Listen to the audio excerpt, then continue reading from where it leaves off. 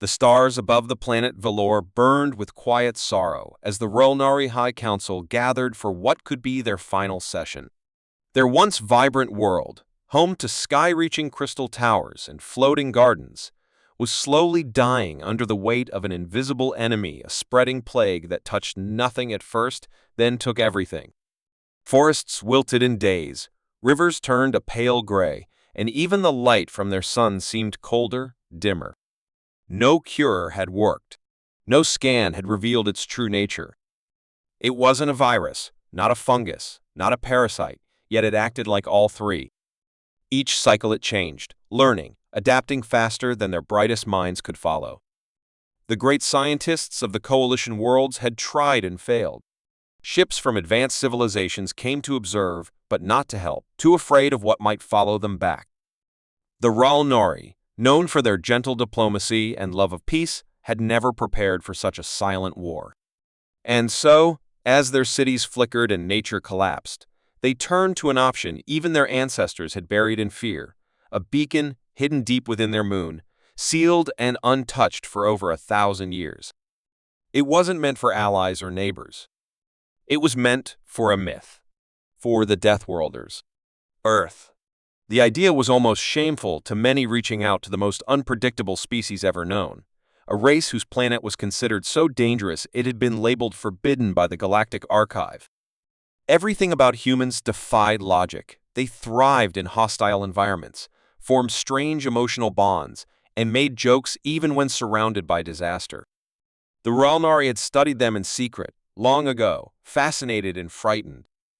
They had watched a species that climbed from caves to stars in less than a blink of galactic time, survived their own self-made disasters, and kept going as if challenge was simply part of breathing. But now, there were no other options. As the signal pulsed into the void, carrying coordinates, language protocols, and a plea for help, many feared the humans would ignore it or worse, come and bring destruction with them. Days turned to weeks. Nothing came. The skies stayed quiet. The plague advanced. Hope faded. Then, a simple message arrived. Not flashy, not grand. Just 4 words across their communication grid, written in perfect galactic standard: help received. Team en route. No demands, no introductions. Only certainty. Panic shifted into confusion. Confusion turned into fragile anticipation. Every eye on Valor turned to the skies as a single dark vessel broke through the clouds, not large, not armed, but silent and sleek, as if it moved through space like a thought. The ship landed on the edge of the capital, where the plague had not yet reached. A ramp hissed open, and out stepped 5 figures in sealed suits. No soldiers. No diplomats. Just humans. Calm, focused, unreadable behind their visors. The leader stepped forward tall, steady, her voice clear through the translator. "We're here to understand," she said. "And we don't leave problems unsolved." Her name was Dr. Mara Cade, and nothing about her presence screamed savior. Yet, something in the way she looked at the ruined land, the dying trees, the crumbling towers, made even the most doubtful elder pause. These weren't warriors. They were something rarer. Problem solvers from a world built on surviving the impossible. And somewhere, hidden in the diseased soil and darkening sky, something ancient watched them arrive, something that had never feared the Relnari or the galaxy before, but now felt something new: curiosity. And maybe, just maybe, a flicker of caution. As the humans stepped onto the alien soil of Valor, the air seemed to hold its breath, thick with silence and the strange scent of a dying world. The Relnari watched from a distance, unsure whether to fear or hope, their eyes wide with the quiet desperation of a people who had seen too much loss. Dr. Mara Cade led her team forward with calm, precise movements, her suit scanning the environment, feeding real-time data into a small device on her wrist that blinked softly with changing patterns. Behind her moved a tall man named Elliot, a biotech engineer with a quiet voice and a brilliant mind, followed by Jian, the team's environmental systems expert, always listening more than he spoke. Beside them, Arya, the youngest of the group, managed their drone systems, releasing small flying bots that immediately began scanning the terrain in all directions, mapping the plague's reach, movement, and strange behavior. And finally, there was Reese, gruff but thoughtful, the materials expert and structural engineer who had once designed shelters that could withstand volcanic storms on Europa. Together, they moved like they had done this before, not here, not exactly, but in chaos and the unknown. The Rulnari, who had expected soldiers or dramatic technology, were confused to see simple scanners, tools, and focused determination. There were no weapons, only minds trained to look at death and ask, why? Within hours, the humans had set up a temporary base, a clean dome powered by solar sheets and anchored into the cracked ground with shimmering carbon stabilizers. They worked without panic, each action smooth and deliberate. The plague didn't slow for their arrival. It continued to creep across the land, devouring plant life, weakening the local wildlife, and sending waves of anxiety through the Rulnari leadership. But the humans didn't seem alarmed. Instead, they became more curious. Samples were taken, analyzed, broken down under microscopes, studied through chemical simulations and protein folding models. Mara observed its movement and found something strange. It wasn't just spreading blindly, it was reacting. When touched with certain wavelengths of light or heat, it shifted direction. When exposed to human biochemistry, it paused, hesitated, then changed its pattern entirely. "It's responding," Mara said, her voice thoughtful rather than afraid. "It's not just surviving. It's watching us." The statement sent a chill through those who heard it.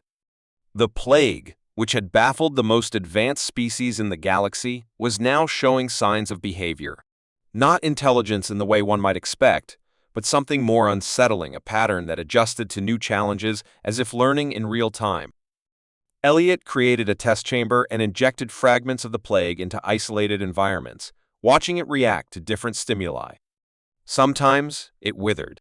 Sometimes it split and multiplied.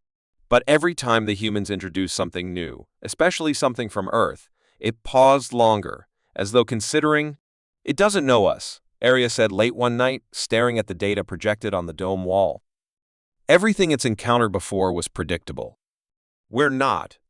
That unpredictability, that unique chaos, was what made humans different from the rest of the galaxy. They didn't follow patterns. They adapted to them, broke them, redefined them. Where others withdrew, humans pressed forward. Where others feared infection, they studied it. And when the plague mutated again, this time faster, more aggressively, wrapping around root systems and climbing tower walls, the Rulnari were sure the humans would retreat. But instead, the team did something shocking. Mara and Elliot, using the synthesized structure of the plague's outer shell, built a weakened version of it in their lab, introduced a fragment into their own systems, and began recording how their immune responses handled it. "You infected yourselves?" Illyra, the Rulnari liaison, asked in disbelief, her scales flickering with alarm. "That's madness." "That's adaptation," Mara replied. "We need to show it something new, something it's never faced before. Us." Their gamble was dangerous, but it worked. The plague hesitated again. Some of its growth slowed. In the forest near the dome, infected trees stopped leaking their strange black fluid. The humans had shown the plague that Earth biology wasn't so easy to overcome. Meanwhile, Gian modified environmental drones to emit low-frequency pulses that disrupted the plague's rhythm, buying more time. Reese began designing underground shelters for Rulnari. Families, built with local materials coated in a human-engineered fungus that repelled the infection. Slowly, the balance began to shift.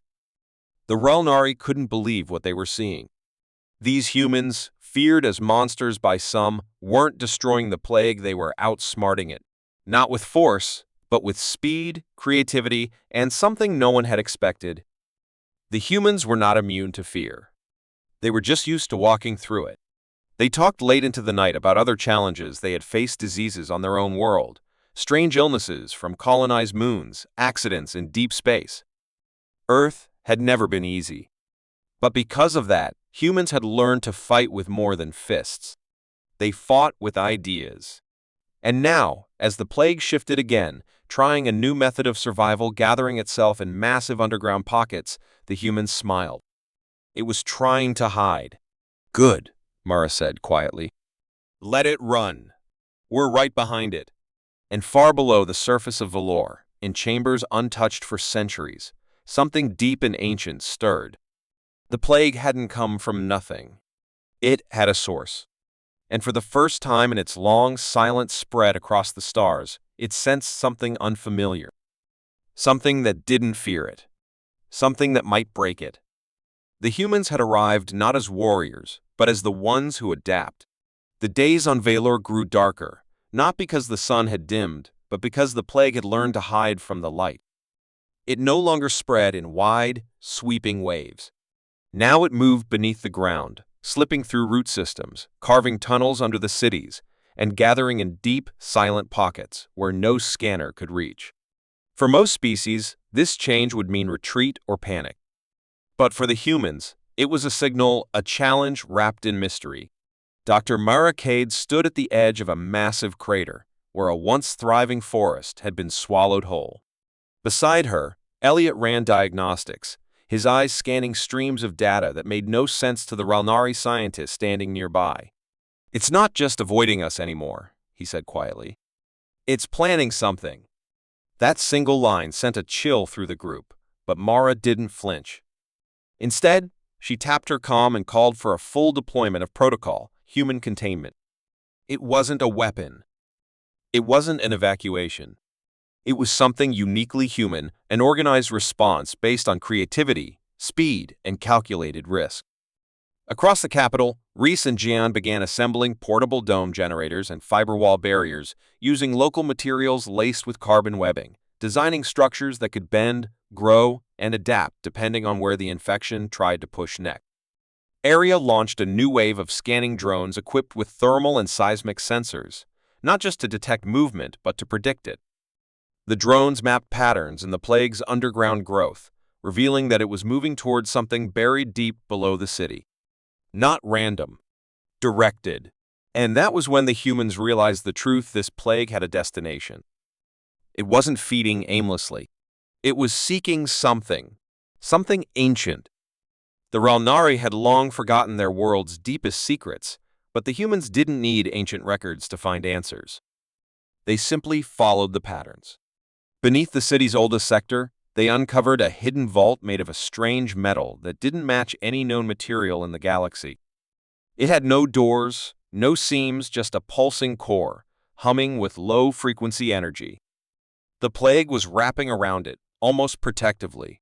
Mara ordered a pause. They had to understand what was inside before they acted. Meanwhile, the containment structures were nearly complete. Massive energy domes rose over key parts of the capital, cutting off the plague's most aggressive routes. At the same time, human engineers deployed ground-freezing charges to trap the infection in colder zones, slowing its spread without harming local ecosystems. The Ralnari watched in quiet amazement as the humans controlled the plague not by fighting it directly, but by shaping the environment around it, channeling it, cornering it, manipulating its growth like one might tame a wild river. And then, without warning, the vault beneath the city began to respond. It vibrated, sending strange pulses through the ground. The plague reacted too, its underground tendrils tightening around the core, as if trying to stop something from waking up. Mara stood before the structure with a look of deep concentration. She wasn't just trying to stop a disease anymore. She was unlocking a mystery, one that had been buried for thousands of years. "This plague," she said to her team, "was never natural. It's guarding something. Or someone." Elliot connected a signal amplifier to the vault's surface. The metal shifted slightly, forming glowing lines in a pattern that resembled old Earth cuneiform but more fluid, alive, like the writing itself was changing with each scan. Aria's translation program couldn't keep up. "It's code," she said, amazed. "But not just language. It's an evolving encryption." That was the final piece. The plague wasn't just a bioweapon. It was a lock. And the thing inside this vault had been kept hidden by wrapping it in living code, growing smarter with time, designed to fight off anything that tried to get close. But the humans were different. They weren't attacking it. They were reading it, adapting with it, solving it. Slowly, carefully. The plague didn't understand this approach. Nothing in its design had prepared it for a species that didn't follow the rules. And so it grew angry. One night, the infection struck back. It surged upward through old tunnels, breaking through the surface and swallowing a whole Ralnari outpost in seconds. The humans responded within minutes. Drones deployed counteragents, while dome shields redirected the surge into isolated zones. No human lives were lost. No panic took hold. Instead, protocol humans shifted. Instead of fighting the plague, they fed it false data using electromagnetic pulses to lure it away from the vault. Mara called it blinding the beast. And it worked. For the first time since it arrived on Valor, the plague made a mistake. It left the vault exposed. Mara and her team moved quickly, using thermal lances and vibration sinks to open the structure. Inside, they found a chamber of glowing memory crystals, ancient, pulsing with unreadable energy. At the center stood a pillar covered in the same code that had been shifting across the vault's surface. But this time, it wasn't a lock. It was a warning. And the message was clear. We created the shield, but not the shadow. If you're reading this, it is awake. The Ralnari were stunned. Their ancestors had hidden this truth long ago, that something powerful had been buried beneath their world, protected by a living virus that had since evolved into a nearly unstoppable plague. It had worked for centuries until the seal began to break. Until something out there in the void noticed it again. And now, Earth had arrived not with weapons or armies, but with minds that thought in ways the plague had never seen before. Humans were not just survivors. They were pattern breakers. Containment Protocol Human wasn't just a plan to hold the plague back. It was a test. A way to make the infection reveal its source, its purpose, and eventually, its origin. And now, with the vault open and the truth coming into focus, one thing had become very clear. This plague had not just infected Valor. It had come from beyond the stars, sent with purpose. And it had just realized the humans were not like the others. Not afraid, not predictable, and most dangerously, not finished. The glow from the opened vault cast strange shadows across the faces of the human team, reflecting off the shifting code that still moved across the ancient pillar like living ink. Dr. Mara Cade stared into the chamber, her breath steady, but her thoughts racing. Something deep inside her recognized a pattern, not in the words, but in the silence between them, like the vault was still trying to communicate, not in language, but through reaction, through instinct. As the memory crystals pulsed with dim light, Elliot moved closer with a handheld scanner and paused when he saw a faint outline beneath the surface of the pillar, something biological, but faint, old, and still alive. At the same moment, Jian, monitoring the external drones, reported sudden stillness across the outer perimeter. The plague had stopped moving. It wasn't retreating. It wasn't growing. It was waiting. That silence, that breathless pause, carried more weight than any attack.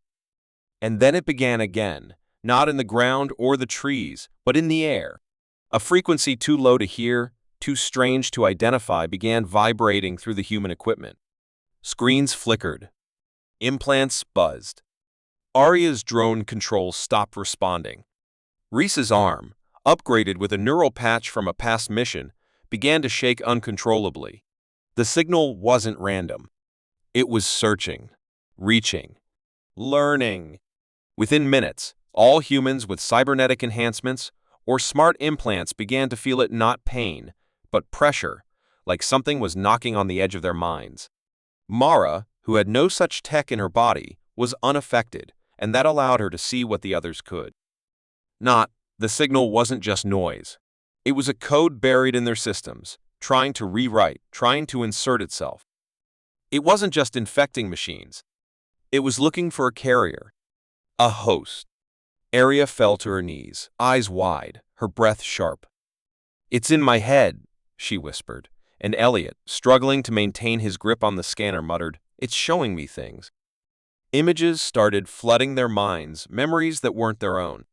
Ancient skies, cities carved from crystal, beings made of light and dust, and then darkness, spreading like a stain across galaxies, consuming worlds and leaving only echoes behind. The plague had once been a tool, designed by a long-forgotten race to guard what lay buried. But over time, it had evolved into something else, something hungry for identity. Something that had forgotten its mission and become a prisoner of its own instinct to grow. Now, with humanity standing before it, it saw something new. Not just brains, not just strength, but adaptability wrapped in flesh. Emotion wrapped in logic. It wanted that. It wanted them.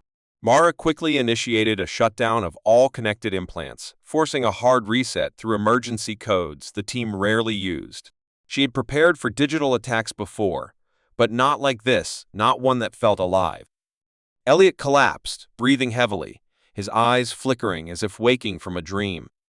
It tried to rewrite me, but it failed. That failure was important. It meant the plague had limits. It could mimic. It could learn. But it couldn't understand what it meant to be human, not fully. Not yet. Mara realized that as long as they stayed connected to their tech, the plague would keep trying. So she made a bold choice, full tech isolation. The team would operate without implants, without digital interfaces, using analog tools, pure biology, and instinct. At first, the Rolnari thought it was madness. But when they saw the humans work adjusting, building, mapping with simple tools and paper, they realized something incredible. The humans hadn't lost anything. In fact, they moved faster, thought clearer. They had returned to something deeper, something older. The plague, sensing its access blocked, reacted violently. Roots burst from beneath the city. Dark vines wrapped around structures. The sky filled with spores, glowing with green fire. But the humans had already shifted strategy. Reese deployed new gas filters crafted from local moss that neutralized the spores.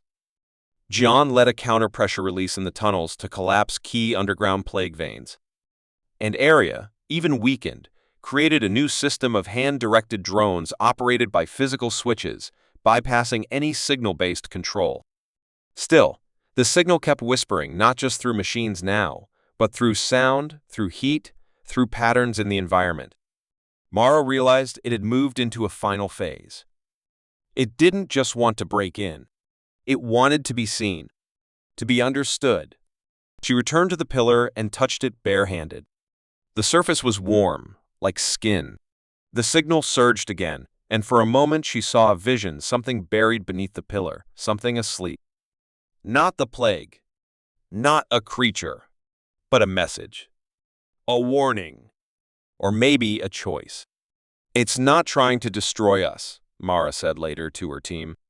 It's trying to become us, and it's testing if we're strong enough to hold it.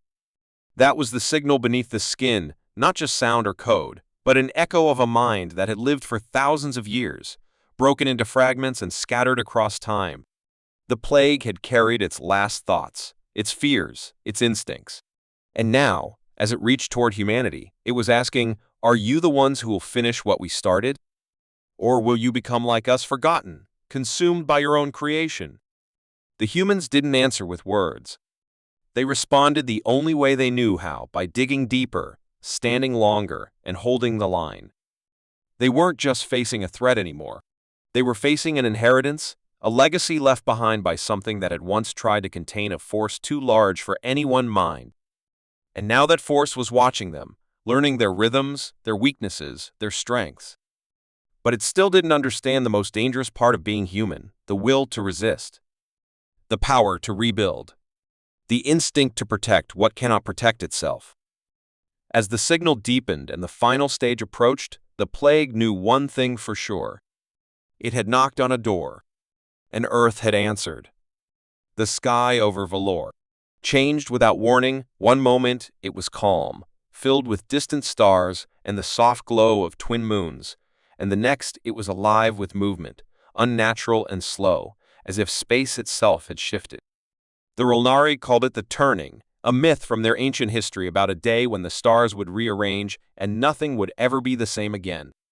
But the humans saw something different. They saw patterns, signals, and a final message being written across the sky by a force that had waited too long to be understood. Dr. Mara Cade stood at the highest point of the human command dome, watching the sky pulse in strange rhythms. Around her, her team moved with quiet urgency. No more panic. No more confusion. They knew what was happening now. The vault had awakened something buried far beyond Valor, something that had once been scattered across space and time, a living signal trapped in an evolving plague, now finally connecting with the source that had sent it. For centuries, it had waited, testing every species it encountered, learning, adapting, and failing to find what it needed. But now, with humans, it had found something different, not perfection, but contradiction.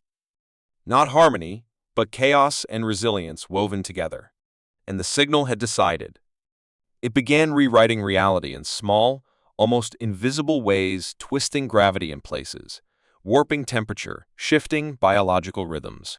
At first, it was subtle, drones flying off course, lights flickering in perfect unison, shadows stretching in the wrong direction. Then came the voices not spoken, but felt. Each human heard it differently, but the message was the same: accept and be changed. Mara felt it in her bones, like a second heartbeat. It wasn't asking for permission, it was offering transformation. Elliot, recovered but still shaken, stood beside the pillar and confirmed what Mara feared. The signal had begun merging with human neural patterns, seeking permanent residence, not as a parasite, but as an echo, a companion. It wanted to survive through them. And not just survive, it wanted to evolve. The team had a choice now: accept the inheritance and become something new, or destroy the vault and lose everything they had uncovered. The Relnari begged them to choose destruction. Their ancestors had once turned away from this path, choosing to bury the signal instead of risking corruption. But the humans were not afraid of change. They feared only losing control. So Mara made a final decision. She called for the mirror, a human-designed device never before used outside of Earth. It could reflect any signal back at its source, testing its true nature. If the signal was what it claimed to be, it would respond peacefully. If it was a threat, the mirror would reveal its intent. The device took 2 days to build, during which the signal grew stronger. Some Relnari began to act strangely, walking in circles, staring into mirrors, whispering in languages they did not know. The infection had reached them not through flesh, but through thought. The plague had changed form again. No longer visible. No longer physical. It had become mental. On the 3rd day, beneath a sky full of bending stars, Mara activated the mirror. A beam of pure signal shot back at the vault, and for a long moment, nothing happened. Then the ground trembled, not violently, but deeply, like the planet was exhaling. The pillar cracked, not in anger, but like an egg splitting open. Inside was not a creature, not a weapon, but a human-shaped figure made entirely of light and memory. It looked at them, not with eyes, but with awareness. It was not alive, but not dead either. It was a preserved mind, the last echo of a civilization long gone, one that had tried to contain knowledge too powerful to control. And it spoke, not aloud, but into every human's mind. You are the first to listen. The first to see. We failed. You may not. The being offered no control, no power, only understanding. It was the blueprint of a forgotten race, preserved in signal and hidden behind a plague designed to keep it safe. The plague was never the threat. It was the lock. And humanity had become the key. But with that key came a warning: use it carefully, or repeat the fall of those who came before. Myra didn't answer right away. She walked among her team, looking into their eyes, and saw the weight of the choice reflected back at her. They had already changed. Not infected, not taken over, but expanded. The signal hadn't overwritten them, it had learned from them. And in doing so, it had softened, become more like them. More human. The stars above shifted one last time, forming a ring in the sky like an eye opening across the galaxy. The Relnari fell to their knees, convinced the end had come. But Mara stood tall. "This isn't the end," she said softly. "It's the test they left behind." And we passed. With that, the mirror was deactivated, and the light beam began to fade, its mission complete. The vault sealed itself again, not in fear, but in peace. The plague melted into the earth, no longer spreading, no longer fighting. It had become something else now, a memory woven into Valor's soil, harmless and waiting. And across the stars, faintly, other signals began to stir, awakened by what had happened here. Humanity had not just survived the test. They had answered it. And now the galaxy would change. Forever. As the human team stood under the strange new sky, each of them knew deep inside that they had crossed a line, become something more. They were no longer just explorers. They were the bridge between forgotten civilizations and futures yet to come. That day would be remembered not as a battle, but as a beginning. The day when the stars turned and Earth answered back,